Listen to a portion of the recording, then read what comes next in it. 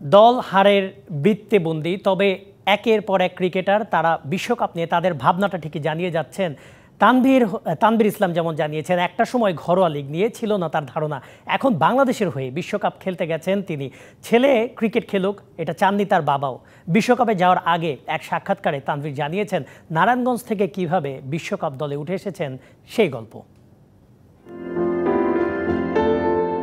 ছোট্ট বীজ থেকে যেমন একটা গাছ ডালপালা ছড়িয়ে বেড়ে ওঠে, ঠিক তেমনি তানভীর ইসলামের ক্রিকেট ঘিরে বেড়ে ওঠা। নানুর কাছে করা ছোট্ট আবদার থেকে তানভীর এখন লাল সবুজের বিশ্বকাপ দলে।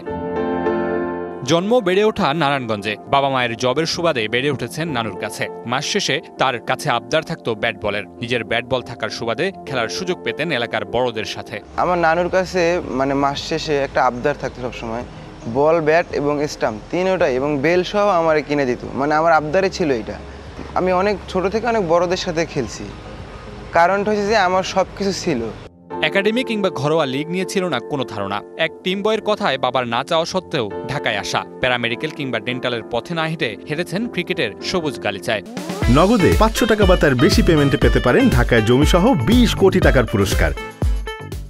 তারপরে আমার আব্বু বলছে যে না, তোমার ক্রিকেটে যাওয়ার দরকার নেই, এটা অনিশ্চিত একটা জিনিস। তারপরে নানুর কথা শুনে তারপর আব্বু ঢাকায় নিয়ে আসছে। আব্বু আমাকে বলছে তোমাকে 2-1 বছর টাইম দেওয়া হবে, এর মধ্যে তুমি পারছো ক্রিকেটের কিছু একটা করতে, না পারলে তুমি আবার এই পেশায় যে কোনো একটা চলে আসতে হবে।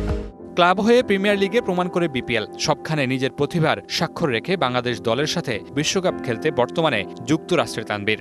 8 ম্যাচ না যদি 9 ম্যাচ খেলছিলাম, অনেক ভালো করছিলাম, 27 উইকেট পাইছিলাম। পরের বার আবার ফার্স্ট ডিভিশনে আমি ছিলাম, থাকার পরে ওইবার আমি আরও ভালো করি, এবার 1 উইকেট বেশি 28 উইকেট পাইছি। 28 উইকেট পাওয়ার পরে আমাদের টিম প্রিমিয়ার লিগে ওঠে।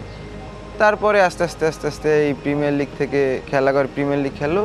এখন শুধু অপেক্ষায় একাদশের সুযোগের আর দলের হয়ে অবদান রাখার।